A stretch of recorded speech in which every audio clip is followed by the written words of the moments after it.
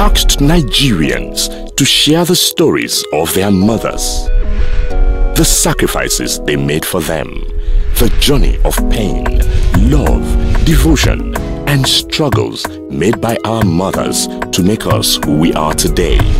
They shared their stories with us. Thousands of entries, hundreds of interviews, and documentary across the country. 20 unique stories have been selected for us to learn from, appreciate, and celebrate. The sacrifices and devotion are real. Real people, real stories, real experiences. The emotional true life experiences being shared, narrated, and dramatized are simply captivating. Sit back, relax, and enjoy the most touching stories of our mothers. The Supermom reality TV show Celebrity Edition starts now. Just as the crushing of a rose brings out its sweet perfume, so the celebration of mothers releases the sweetness within us. The ageless angels, the priceless princesses, the confidence of our boast, the reality in our hopes, and the strength in our zeal. Only mother's love understands our tears. Only mother's love calms our fears. Only mother's love soothes our disappointments. Only mothers share the joy we feel. Only mother's faith inspires the confidence in us. Mother's love, faith, boldness, steadfastness, inspirations and aspirations are fashioned by the angels and sent from God to mankind. Without mincing words, mothers are the greatest treasures heavens have lavished upon humankind.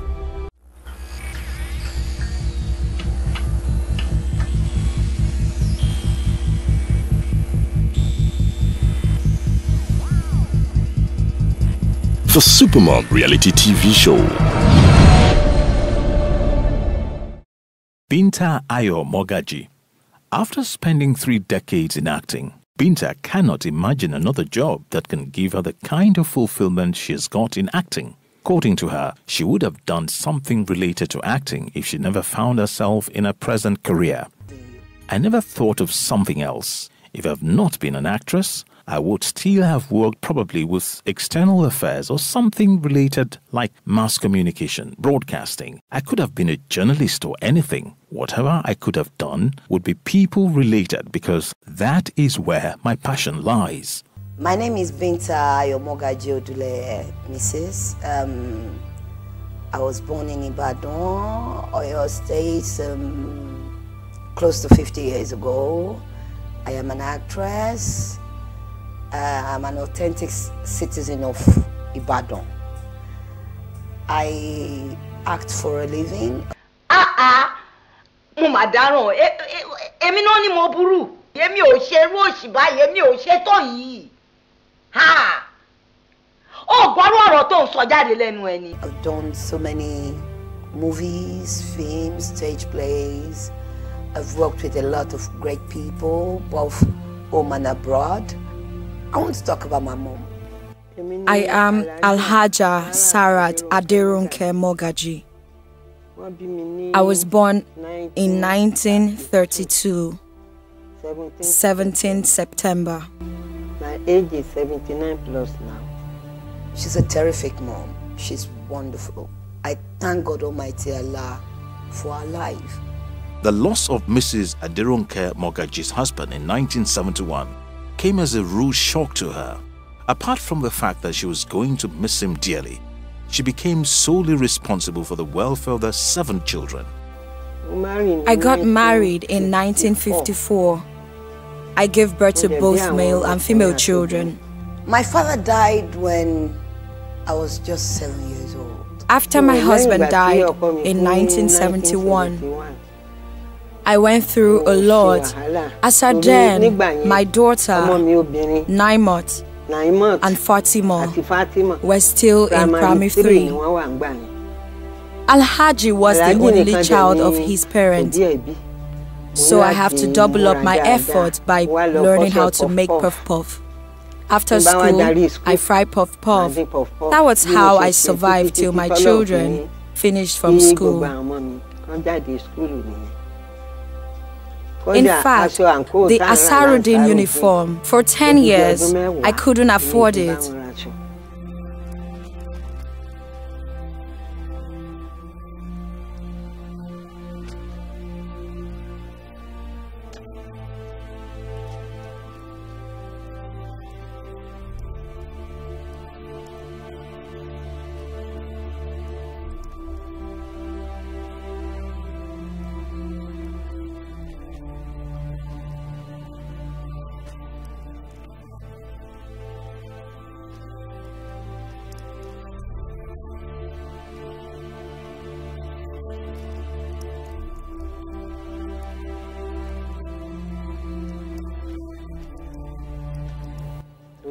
I felt, if I buy the uniform, what about the school fees? Some were in secondary school, while others in university. That's why I learned the trade to be able to take care of them. God helped, they studied the little they could. And my mother, since then, had never remarried. She was 39 years old when her husband died. And you know, at 39, you got 7 kids. Boy, that's a hell lot of job. This loss was too much for her. She would have to find a way to sustain her family now that her husband had died. Not long after her husband's death, Mrs. Mogaji returned to her teaching profession. My job was teaching. I taught children. I traveled many states. After the death of Baba, my mom was teaching school. She had a provision store. She had a bakery. She was into cement selling. All because of who? Because of all of us. The first thing I did when I stopped selling puff-puff, I was into bread business in Oniori, Ibadan.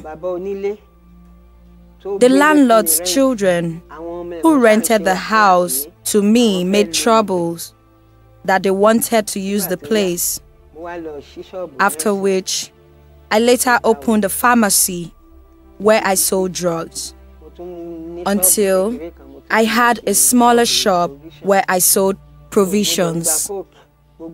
I was into soft drinks. I was a dealer. Everyone in our neighborhood buys in crates. I buy in crates, 20 crates. Till God took control. I cannot tell you that my mother was rich, but we were not paupers. We were what you would call a regular middle class family, because when we were growing up, at least she would take us to Kingsway, the Kingsways of those days. We go to fun fairs, we do things that children of educated people normally do at that time. But in 1980, something happened that gave my mom a big setback. In 1980, the day of the flood, my child 9 months, who now lives in Abuja, she went to watch Ogunde on that day. She was the only one who was not present. It rained heavily. My mother was with us, and we lived upstairs. Just a building separated us from the river. The water met us upstairs. We climbed up to the decking, including those living downstairs. We all climbed to the decking. I cried because Naimot wasn't with us. She was in a swampy area.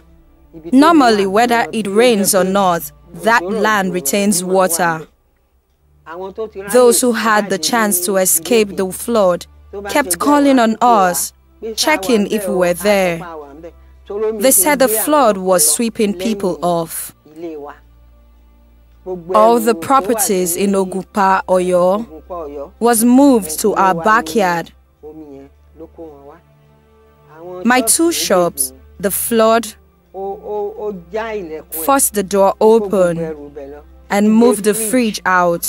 When it moved it from my shop to the backyard where all the Ogunpa, Oyo properties were, including the kerosene tank. It moved it to the backyard. That was all we could recover from the shop. We used to take supply of kerosene. She was selling kerosene. She had a medicine store, medicine provision store. So we had a patent medicine and provision store. And then we sell kerosene in drums by the side. And then we started selling cement in bags. So we were in this process of cement selling when the 1980 Ogunpa flood disaster struck. The provision store got destroyed, the cement shop got destroyed, the bakery collapsed, and it was only the teaching job left. Her petty business, coupled with her income from teaching, was not fetching as much as she needed for the family's upkeep. Hence, she had to use her piece of land as collateral for a loan. Ẹnìkan tó jẹ́ ara àwọn tí mò ń ṣe dáadáa sí tó wà ní báǹkì ńgbà yẹn, ó ní kí n múwèé ilẹ̀ mi wá. Someone who I relate with that works with the bank asked me to come with my land document to take a loan. From bad to worse. I gave him the land document. Jamal had disappeared for 3 days and collected money. No one money. knew his whereabouts. She cried day and night. She wanted her son so badly and was in so much sorrow and pain that it affected her health.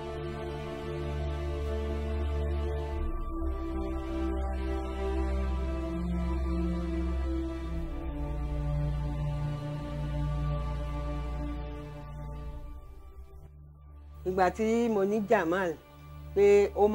I asked Jamal to attend Arabic school for 2 years, because I realized he did not study it while in secondary school, he needs to learn Arabic. Fatima knows how to read Arabic very well. I told him to look up to her.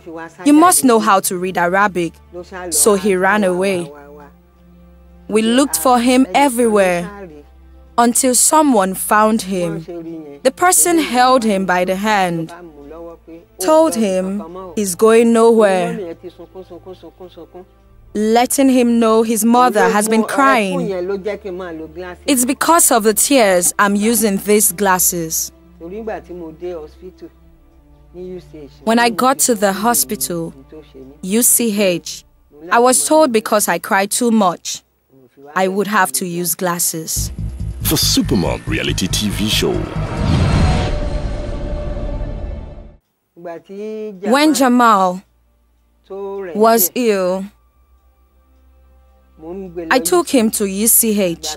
After 2 weeks visiting the hospital, I was told he needs to be admitted because they need to carry out an operation on him. I paid 10 naira, so he was admitted at the hospital and we were there. We spent 7 days. At that time, in the hospital, sometimes the nurses will call me to sleep on the floor. They'll give me a cloth to spread on the ground. Or if no patient is on bed, they'll ask me to sleep on the bed. Whenever I'm hot, I'll sleep at the hospital veranda.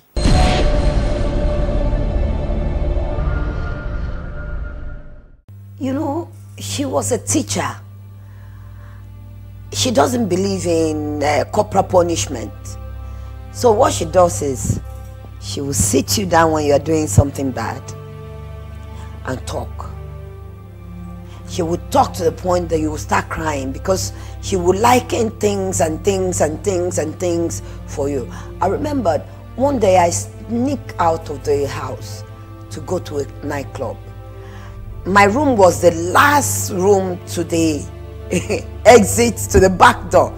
So what I did was I locked everybody in and I took the back door key with me. I don't know what might have happened before I came back. So as I just came back, I was turning the key. My mom was in the passage and she said, Cabo. When she got back at night, she met me at the passage. She was scared. What is my mother doing outside at this hour of the night? I said to her, just come in. I will beat you, you will die. She started crying. Our neighbors heard and pleaded with me to forgive her. The following morning, she called me and gave me a story of if I continue my life like that, how I will use skirt and blouse to carry my firstborn. Do you understand what I'm trying to say? That to bafe kabak momo show, because all the inheritance you will ever get from me is this education I'm giving you. At the point in time, my brother ran away from home. I ran away too. At the point, you see, this marks you see on my face, none of my siblings have Marco. I ran away during one Ramadan period. So I thought if I run away, they will not recognize me at home again. So I just went and put this thing on my face. I didn't know I was so stupid. And my mom, oh, poor woman. Oh, I ran away for just about 3 weeks. But I came back, you know, the day I will come back, the Ramadan period was still on. So I didn't know how to approach her because I know I'd offended her really. And it was because I offended her, I ran away from home. And she now was in trouble of looking for me, blah, blah, blah. And I was working at the ministry then. So anytime I see anybody from my mother's family coming to look for me a job, I will run. I was working at the Ministry of Finance then. So after 3 weeks, I missed her so much. I had to go to where they were doing the tafsir inside the mosque so that people will see me and help me to beg her. And she said, you have done what you wanted to do now. The thing you went outside to take, you have picked it. You are back now. And I know that will never happen again. That my brother too was a recalcitrant. He used to be in Ijebu, the schooling then. Then he came back to Islamic, but by the time he came back to Ibadan, his head had cooled down. Of all the children I have, Fatima and Jamal gave me problems. Sometimes I wonder why are these children behaving like this. After a while, God took control when they all became independent. Yoruba people normally have this adage. They say, "Not your meniti washi." Me and all my siblings, I'm very sure that we always not your meniti awanshi, and that was the kind of woman my mother was or is.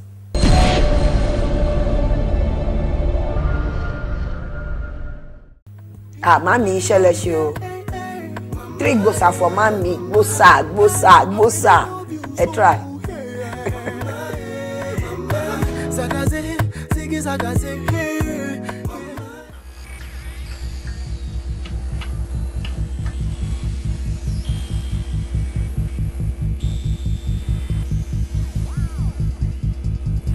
The Supermom reality TV show.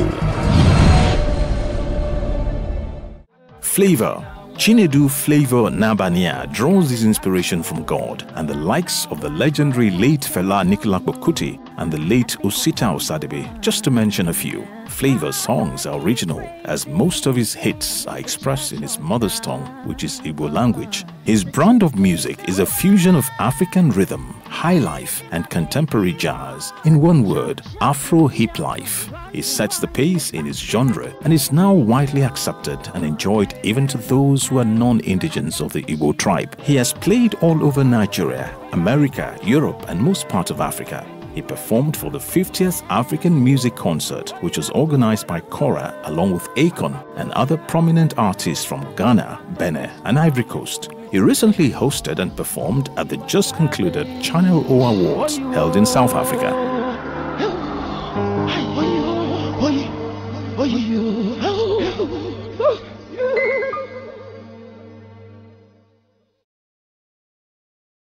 My name is Chinedu Izuchukwu Okoli, also known as Flavor Nabania. I'm a musician. My names are Onyechukwu Ben Okoli.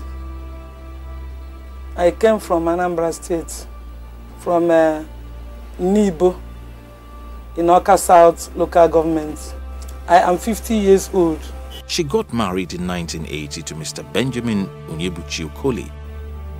I married to Mr. Benjamin Onyebuchi Okoli in the year 1980. Both of us stayed. We live at Enugu. And I started having children.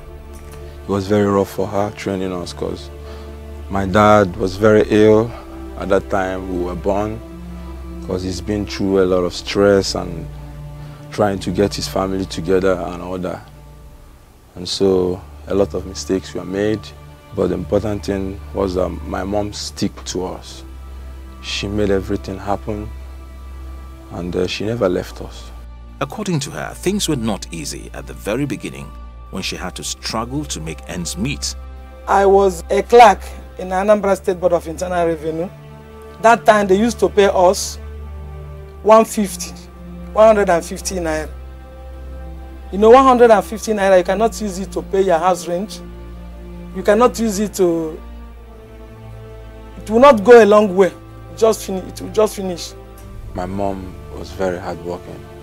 She had a lot of role to play in the family because at the time we were born, my dad was already getting older, and there was nothing really left for him to do to be able to sustain the family. And so my mom carried everything. She carried the cross. She started by sending us to school, to secondary school. That was the point she started everything. She was working, her office was at Onitsha. So she always travels from Enugu to Onitsha every day, and she comes back every day because we have to go to school the next day, and we have to eat, and she has to take care of all of that. So it was very, very hard for her as a civil servant to take care of all of us. We were 5. So with the salary she was getting, it was not enough for her to like really do all of them, you know. But we had to understand, because we see her as a very hardworking woman, and she's really doing all this stuff for us. There were very bad days that it was hard for us to feed, because we'll just feed in the morning and then we'll have to wait for her to come back. So sometimes she would be late from, she would close late from her office, and trying to get a bus down to Enugu is like a 1 hour, 30 minutes drive from Onitsha to Enugu, where her office was. So it was very hard for her. Like sometimes she will have to come very late, and we'll be very hungry because we've already eaten in the morning and we're supposed to eat in the afternoon and then at night. So we'll be waiting for her. So it will be like we'll miss the afternoon, you know. 101 means 1 in the morning, nothing in the afternoon, and then, you know.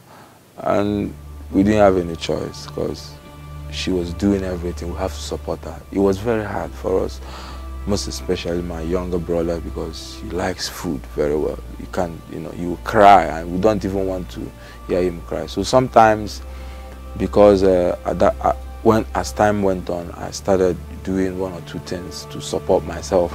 If I'm going to market, I will take Chinedu with me. I will say, when we come back, we will boil water. After boiling water, when the water cool, we whisk up to measure it and put it. If we don't do it, I know I used to camp people. If we don't do it, you will be measuring it, tie it. After tying it, you put it inside fridge. In the morning, before I just woke up and bath, I said, "Mommy, I'm ready." So okay, let's go. I will carry it and put it on top of his head. We went to the market. I will buy small plates like that. I will put it inside the plate. My own, I will be looking something that will make our own to be different. I will make sure that Chinedu was very neat. If you carry that pure water, if you see him, you must call him to take it. Then, not pure water, ice water then. I will just put it to. Within a short time, we'll just sell them, all of them. She did some minor things like making soap, detergents, you know. Sometimes she helps me to tie the ice water that I sell. She was the one that told me, that talked me into it, and I picked it. Then at the point, she also went and she got a shop at the market, at one market in Enugu, Obwete main market. She was selling jewelry. So sometimes when my ice water business grew, I started going to the market with her. Sometimes when there's strike, you know, she just did those things to support the family. There was a day there's nothing in the house. I just went to the bush. I cut some firewood. I carry it. I sold those firewood to the people making akara there. They bought this firewood and gave me some money. I use it to buy something. That day we eat rice and ice fish. So sometimes it will get very rough that she has a lot to do, that she couldn't meet. Sometimes we can't even meet up to 101. Like it has to be 100 or 010. You understand? It came to those times because I remember when I was very young, I came back one day and something like that happened the previous day, and I came back and I asked my sister. She said there was nothing. I cried. I started crying and I went to my father and I was like, what is wrong? You know, I was like trying to challenge him and all that. You know, after everything, he still talked me down and told me some certain things that I needed to know. The Supermom reality TV show. There was a year we were not able to pay our house rentage up to a year, and the landlady's giving us trouble. She's told us before that it's due, house rent is due, and then the second time she came was what like really made us know that this woman is taking this thing to a different level.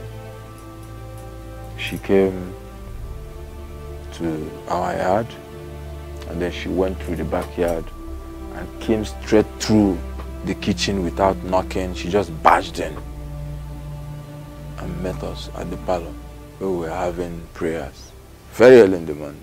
My husband will be begging the landlady, say we don't have money. We will pay. We have been paying you.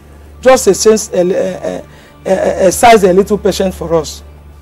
So, and at that point, there was nothing. I could feel it, I know it. You know, there was nothing in the house. So there was this old car of my dad. The car is still good, just needed little touches. And then my mom came up with the idea that we have to sell the car. So I was very mad. I was like, why would you sell this car? She was like, there's nothing else to do. We have to sell this car, or this woman will shame all of us. You know, I was very angry.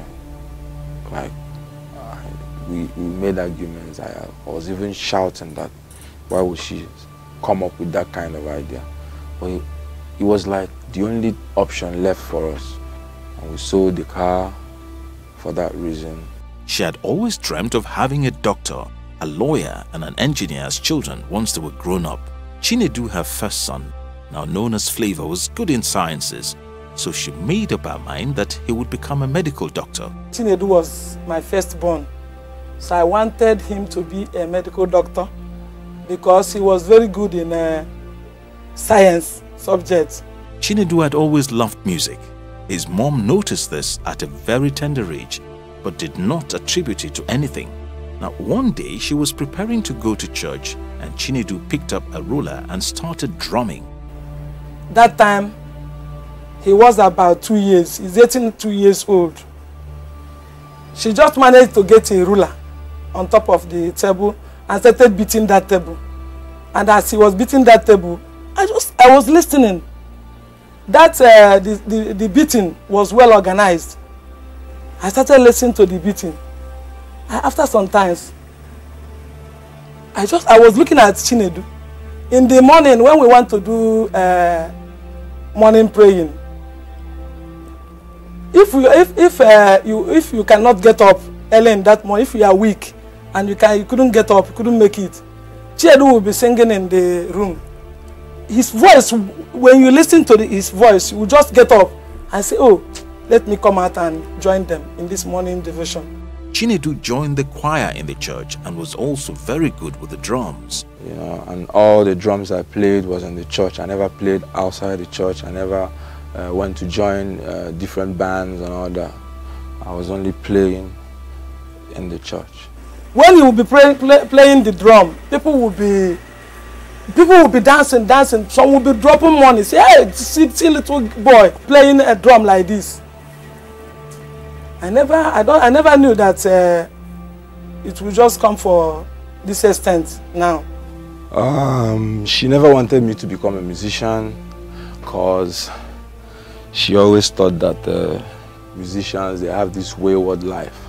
Because in olden days, no parents will allow his or her son to play music or to do something music, because they used to drink. When they come for the burial or for anything, they will just play the music. You give them food, you give them drink, they will just drink and go. They will not collect anything from you. And so one day my pastor came up to me and he told me there was this friend of his that owned a music company that just came back from the States, that he's looking for young talents, young musicians to train. And I was very interested. I told him, I want to go. What does it take? Is it auditions? Just let me know. But at that time, I was only playing the drums. That was when I was 13. Okay, I went home, I told my dad a little bit of it, and he never took me serious. He didn't understand until the owners of the company, they came to my house, and then they met with my parents and told them what they wanted to do with me. And it didn't go so well because my mom just stood against it. From that point, she just said, no, if it's outside, if this music thing is outside the church, I don't want my son to get involved. The Supermom reality TV show. She saw that there was nothing she could do, and it's like, this thing is gradually working for this boy. Because what I would do, I always believe that she's my challenge. I'll prove her wrong. So because finally I later left the company, I had to come back home. When I came back home, she was very happy. You're home now. Now I'm not the one that pushed you. You pushed yourself. You said you don't want to go to Port Harcourt with them, and I like it. Now that you're home now, you won't start roving around the streets. You have to take another jump and leave that music thing and go to university and study a different course. So at that time, I lived at home with my mom and my dad at that time for like 3 months, and I moved out of the house. She saw that she couldn't stop me again, and the important thing was that I'm not going out of Enugu again. Now in Enugu where she can see me, and like, so I told her I was recording that and I have to pay for studio sessions and all that because I want to start recording my own music. He told me that he wanted to do something in studio. I don't know what his studio is there. I don't know anything about music. I said, what are you doing? You want to do what? I said, I don't have money. Go. She said, has he got into that? I said, yes, sir, and I have small money. You never support me for this thing, why they do it at all. She said, don't worry, that she will surprise me. I just look up. I saw her go, you will see me. I managed to get a crate of malt then and some packets of biscuits. I just bring, when I brought all those things, he was so excited. And same I saw them, they were dancing and doing, you know, I don't, I don't like all those behavior. So I just brought those things to give to him. He was very happy. He was very, Mommy, just come to embrace me. I said, no, just have it. No problem, no problem, no problem. I just leave them. I gladly accepted it and appreciated it, you know, because it came from her, and I said, this is the first time my mom is like really coming out to support me. Yes, this is good, you know.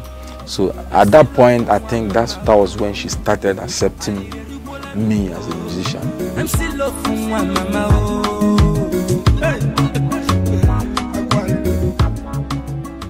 Now, Mrs. Okoli is reaping the fruits of her labor. Her last child is in the final year in the university. She's grateful all her efforts paid off in the end. Even when Chinedu come back home, I will say, Chinedu, come and sit down. You will sit. I say, Chinedu, listen. If this is how music is, if I have if in my work to come, I have children, they will be musician, because I'm seeing what he's doing. The Supermom reality TV show. Yeah, Mommy, I want to tell you that I love you so much and I appreciate everything you've done for me as a mother. You are the best mom I will ever have and I've ever had. I love you so much, and I'm and then make one you will be happy for the rest of your life. For my mama, so you were right here with me anywhere I go. You're the best around the globe. You're so special, yeah. I really love you so. Yeah. Tell me who could be like a mama. Yeah. Oh, tell me who could be like a mama. Yeah. I want to buy a motor, maybe bicycle. I want to build house for my mama. This is not the coco. I know they play coso. Be my mama, yeah. Mama, yeah, mama. Hiddy body day, hey. Mama, yeah, mama. Hey, I really love you so, yeah. Mama, yeah, mama. Zagaze, ziggy zagaze.